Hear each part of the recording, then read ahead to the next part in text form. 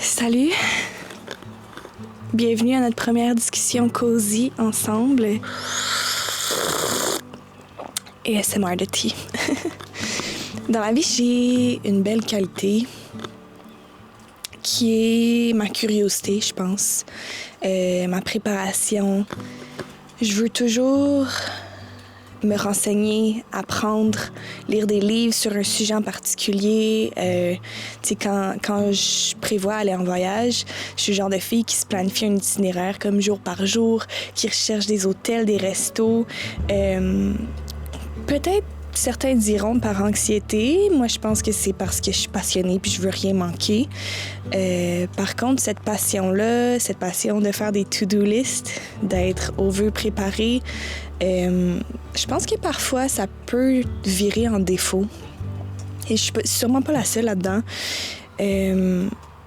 La préparation peut être saine jusqu'à temps que ça freine l'action. La préparation peut être une bonne chose jusqu'à temps qu'elle freine l'action, mais c'est de s'en rendre compte de ça. Qu'on a l'impression d'être efficace parce qu'on fait des choses, mais en fait, on n'accomplit rien. Tu sais, de faire une to-do list, tu te sens accompli, mais en réalité, tu n'as rien fait de ta liste. Puis, je pense que c'est pour ça qu'aujourd'hui, j'ai décidé de juste le faire, de passer à l'action. C'est une leçon que j'essaie vraiment d'intégrer, c'est de le faire avant d'être prête, de le faire avant d'être parfaite, le faire avant d'avoir l'impression d'avoir tous les outils en main pour réussir, le faire avant d'en avoir parlé à mes amis, ma famille, pour avoir leur avis. De le faire avant d'avoir eu un signe. Le faire avant d'avoir réfléchi. Donc, aujourd'hui, je me lance, puis je le fais, puis c'est tout. Puis, en fait, j'ai le goût de partir une chaîne juste parce que je pense que j'ai des choses à dire. Puis peut-être qu'il y aura quelques personnes qui voudront écouter. Je sais que je pense, en tout cas, que ça bénéficie mes amis quand que je leur fais des mini messages vocaux sur qu'est-ce que j'apprends, puis des fun facts du jour, des choses comme ça. Donc pourquoi pas peut-être élargir mon audience, commencer des discussions avec d'autres personnes qui sont like-minded. Mon influence du moment, en tout cas, c'est Mel Robbins. C'est Jay Shetty, c'est de lire plusieurs livres sur le sujet. Je suis pas une coach de vie, je suis pas un gourou de quelconque, j'ai pas la vérité infuse, mais je suis une fille de campagne, fin vingtaine, qui aime la nature, qui aime apprendre, qui est curieuse de plusieurs sujets. Qui renoue avec ma féminité depuis quelques mois. Même qu'avant ça, tu me parlais de féminité, puis comme j'avais le goût de vomir, je pense. Là. J'étais tellement dans mon masculin, dans mon énergie masculine, que comme juste de penser à que j'étais féminine, c'était comme faible. Puis tu sais, il faut tellement changer ça, puis je me rends compte maintenant. Je suis une fille qui adore la nature, qui adore les animaux, la planète, qui trempe mes orteils tranquillement dans le bio, dans le zéro déchet, mais qui va quand même, enjoy sa ride de 4 roues, puis j'aime chasser, pêcher. Tout est équilibre dans la vie, puis je pense que peu importe tes convictions, si tu vas à l'extrême de ceux-ci, en tout cas, peu importe, en ce moment, je suis pas convaincue de rien de qu'est-ce qui va à l'extrême. Quelque chose de super bon peut virer mal. Bref, j'aime le yoga. Je pratique quotidiennement ou presque. Des petites capsules sur YouTube, encore là. J'ai pas un studio yoga. Je vais pas faire du yoga qui coûte 40$. Je prends 1 heure. Des fois, je prends 20 minutes. Des fois, je prends 10 minutes. Même chose pour le gym. J'adore l'entraînement. J'adore le sport. Mais parfois, je vais aller au gym faire des séances de 2 heures. Parfois, je vais me mettre une vidéo YouTube puis faire 30 minutes, tu sais. Encore une fois, moi, je pense que c'est d'écouter dans quelle saison de vie que t'es. d'écouter ton corps, d'écouter comment tu réagis à certains aliments. Puis, bref, fait que, je suis pas grano. Pour certains, je pense que je pourrais être considérée grano. Fait que je pense que l'équilibre, c'est vraiment à la base de tout. Bref, fait que ça, c'était un peu pour présenter qui j'étais. Mon but avec cette chaîne, c'est juste d'avoir des conversations, de peut-être spark une petite étincelle en dedans de quelqu'un, de provoquer peut-être des raisonnements internes, parce que moi, en tout cas, j'ai l'impression que quand j'écoute des podcasts ou quand je lis des livres, des fois, j'ai des illuminations, puis je suis comme « Oh mon Dieu, tout le monde devrait savoir ça, tu sais. » Fait que bref, je veux juste partager qu'est-ce que j'apprends. Puis, je vous ai présenté un peu tous les sujets qui me passionnent. Mais je sais pas si j'aurai nécessairement une niche. Bref, on va le découvrir au fur et à mesure. On l'essaye, on le fait. Comme j'ai dit, contrairement à ce que je fais habituellement, j'ai pas fait d'études de marché, j'ai pas fait mon calendrier de contenu avant tout, puis finalement, que tout a foiré, tu sais. Fait que on y va au jour le jour. Puis aussi, je pense que ça va me faire du bien de parler, d'avoir une conversation cosy, de pas être dans la performance, parce que si vous me connaissez, probablement que la majorité me connaîtront pas, mais je fais aussi beaucoup des vidéos publicitaires sur les réseaux sociaux pour des entreprises. Je fais de la création de contenu, je fais du marketing. Je suis animatrice de foule aussi dans des grandes foules. Fait que ça, c'est beaucoup de me donner, d'aller, de pousser, Puis c'est incroyable, j'adore qu'est-ce que je fais. Mais j'ai aussi un côté de moi qu'on peut voir en ce moment, qui est vraiment plus calme, doux, relax, qui aime les conversations one-on-one, qui aime la nature. Donc, je pense que ça va être le fun d'équilibrer tout ça. Mon but, c'est que vous puissiez écouter ces vidéos-là en conduisant, en faisant la vaisselle, en faisant du ménage, en écoutant votre bain, en prenant une marche, en étant chill sur le sofa, puis en faisant d'autres choses, en faisant du coloriage, ma nouvelle passion ces temps-ci. Tu sais, c'est vraiment juste discuter. Puis la boîte de commentaires va être grande, ouverte. Je veux qu'on discute, je veux qu'on parle, je veux réagir, je veux continuer à apprendre. Donc bref. Aujourd'hui, je pense que j'aimerais parler de la féminité, de la maternité, parce que c'est un sujet qui, depuis quelques mois, qui est nouveau pour moi. Puis je trouve pas de ressources pour l'endroit où je suis en ce moment. L'endroit où je suis en ce moment, c'est l'avant-conception, mais sans être en train d'essayer de concevoir, si vous me suivez.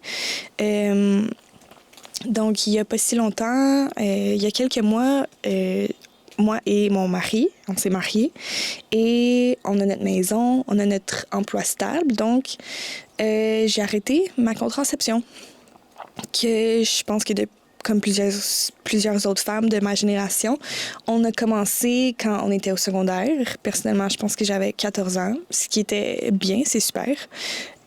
Par contre, là, j'en ai 27, presque 28. Donc, c'est beaucoup d'années consécutives à jouer avec ces hormones, à avoir quelque chose externe qui vient influencer tout ce qui est ton monde interne. Fait que j'apprends vraiment à accepter, à embrace ma féminité dans ce sens-là. J'ai froid à ma main. Donc, c'est tout nouveau pour moi. Puis, mon mari, lui, on est deux cancers en passant. C'est un autre aspect de ma personnalité. J'adore l'astrologie, le human design. Et mon conjoint, lui, il est très familial. Moi aussi. J'ai eu des petits frères. J'adore mes neveux et mes nièces. Puis lui, il m'a mentionné, juste avant qu'on se marie, il m'a mentionné qu'il avait vraiment hâte d'être papa. Puis de fonder sa famille, puis tout ça. Puis on dirait que ça m'a tellement surprise. Pas que ça vienne de lui, parce que je savais qu'il he's a family man, he's amazing, he's generous, he's caring, c'est un homme incroyable. Mais on dirait que, je sais pas si c'est parce que j'étais sur la contraception, mais j'avais pas eu l'appel que bien les femmes parlent, l'appel de vouloir être maman à tout prix, tout ça. Puis on dirait que je me sentais un peu seule dans ma gang. Que je comprends que c'est l'ordre naturel des choses. Mais on dirait que j'étais pas comme « Oh mon Dieu, moi je veux être maman, moi je veux avoir des enfants ». Fait que ça m'a vraiment surpris. J'ai beaucoup fait du journaling sur le sujet de mes émotions, comment je me sentais. T'sais, pour lui, ça paraissait tellement naturel de comme, OK, là, je veux être papa, tu sais. Puis moi, j'étais comme, wow! Oh my God, ma carrière, mon corps, nos finances, nos habitudes, nos voyages. J'étais comme... ça m'a vraiment surprise. Puis on dirait que dans ma tête, oui, ça allait être dans un futur. On allait avoir une famille, mais j'avais comme pas réalisé qu'on avait presque 30 ans. Puis si on veut une famille, ben il faut commencer à y penser. Donc ça m'a fait faire un grand chemin psychologique. Puis après qu'on se soit mariés, c'est ça, j'ai arrêté ma pilule contraceptive. Et depuis, on dirait que il y a un nuage qui s'est levé et je comprends finalement tous les posts qu'on voit sur Instagram, les livres que je pouvais lire par rapport à la féminité, par rapport à notre cycle. On dirait que je comprenais, mais je comprenais pas, tu sais, parce que notre cycle, c'est pas un vrai cycle dans ce temps-là.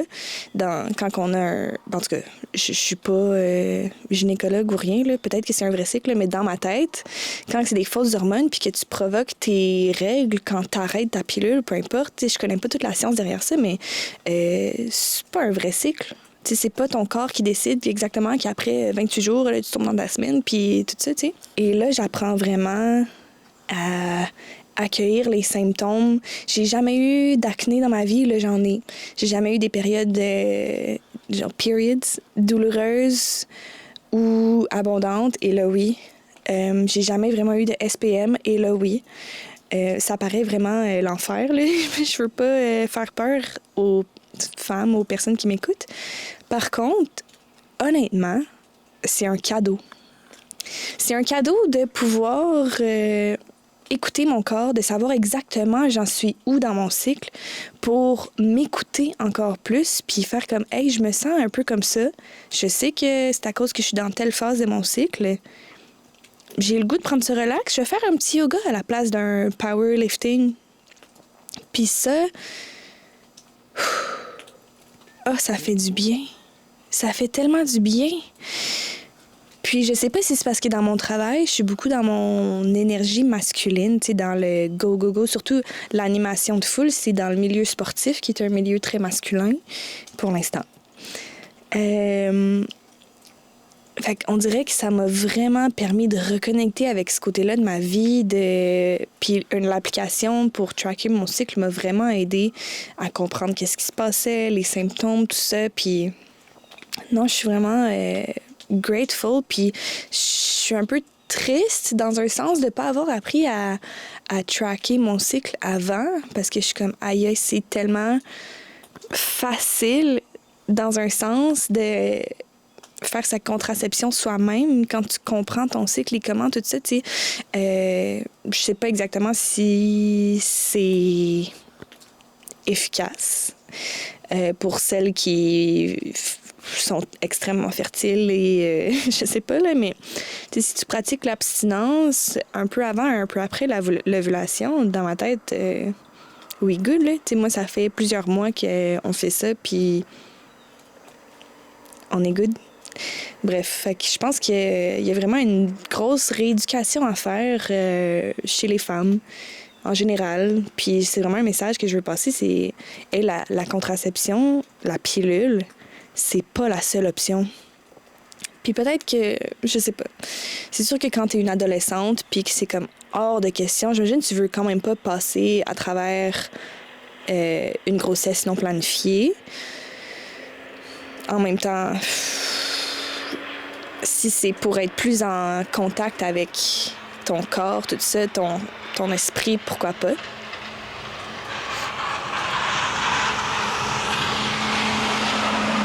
camion poubelle.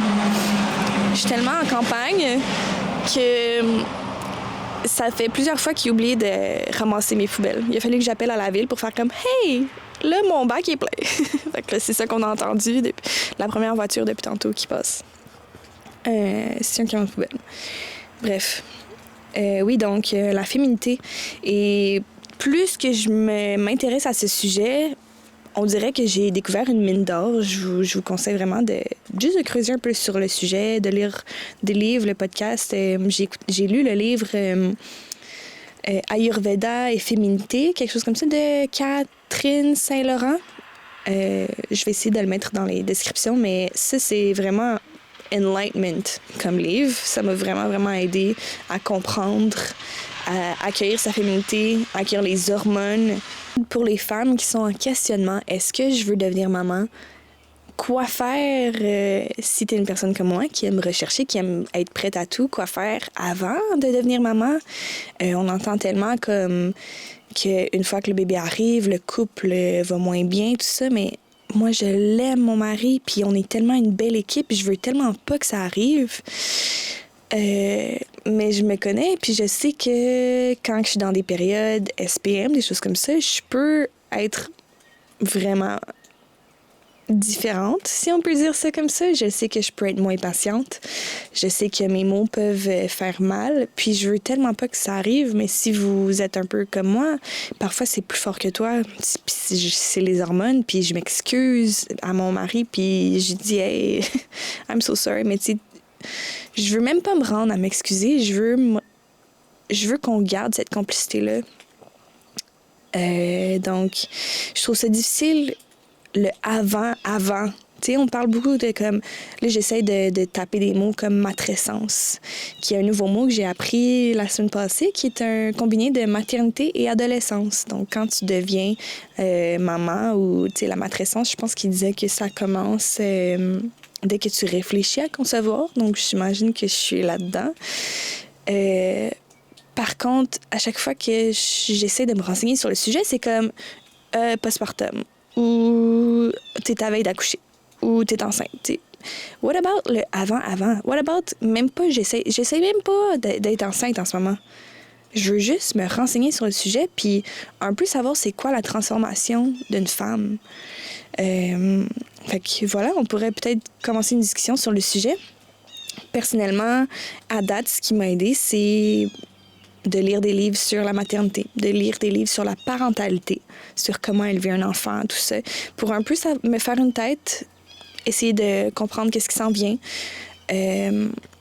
Par contre, j'aimerais peut-être qu'on discute justement des changements qu'une femme va vivre, parce que là, après 5 mois, ça va, mais les premiers mois où est-ce que j'ai commencé à réfléchir à la maternité, mais c'est un deuil aussi sur notre corps, parce que même si tu peux bounce back puis revoir ton corps d'avant, mais ton corps, il va changer. Your hips are gonna be wider, your abs are gonna separate, tu sais, you know what I mean? Il va y avoir des vergetures, il va y avoir... And now I'm okay with that. Maintenant, j'accepte ce fait-là. Puis là, mon chum, il dit « Inquiète-toi pas avec ton corps. Je t'aime parce que je t'aime, puis j'aime comme t'es, puis peu importe tu as l'air de quoi, je vais t'aimer. » Puis je comprends. Mais moi aussi, je l'aime, mon corps. Moi aussi, j'aime de quoi j'ai l'air. J'aime mes petits seins fermes, j'aime mes jambes musclées, j'aime mon ventre untouched. Évidemment, j'imagine que c'est une période que plusieurs femmes traversent, puis je suis convaincue que je vais aimer aussi mon corps après, mais ça va être différent. Tout comme notre situation va être différente, notre famille va être différente. Fait que c'est ça, c'est comme un peu un deuil de la jeune fille vers la femme en même temps. Maintenant que j'ai le pied traversé l'autre côté, que j'explore plus être une femme, j'aime ça. J'aime qui je suis, j'aime comment je m'assume, j'aime comment j'accepte d'être une femme, comment je m'habille, comment mes opinions, comment je me je sais pas comment l'expliquer, mais il y a vraiment quelque chose qui change en dedans de toi. T'es ta propre personne. Tu restes la fille de quelqu'un, tu restes la blonde à quelqu'un, tu restes la petite fille à tes grands-parents, mais là, t'es une femme. Your opinions matter. Tes convictions sont importantes. T'es pas obligé de t'habiller avec ton linge du secondaire. T'as le droit de t'habiller sexy. Moi, en tout cas, on dirait que dans ma tête, c'était inconcevable. Il fallait pas que je sois sexy. Mais j'ai le droit. On a tellement le droit. Donc, la féminité, suivre ses cycles, c'est vraiment un beau cadeau que je me suis fait, puis que j'espère que d'autres femmes vont se faire aussi. C'est plus facile que vous pensez de track your cycle. Et peut-être que vous êtes sur la pilule justement pour la facilité. Oui, ça va être de l'ajustement au début. Oui, tes cycles ne seront pas égaux. Peut-être que tu vas avoir de l'acné qui va pousser. Par contre, ton corps est bien fait. Ton corps est tellement bien fait, il sait quoi faire. It's gonna be okay. Suis ta féminité. Je pense que ça conclut bien notre première discussion cosy. Je pensais pas m'en aller vers la féminité pour mon premier sujet, mais c'est vrai que je suis là-dedans en ce moment, puis ça fait du sens de parler de ça. Puis, let's talk. Ouais, écrivez-moi si vous avez des sujets que vous aimeriez qu'on parle. Je vous souhaite une merveilleuse journée. J'espère que j'ai peut-être spark un petit quelque chose en vous. Puis, à la semaine prochaine.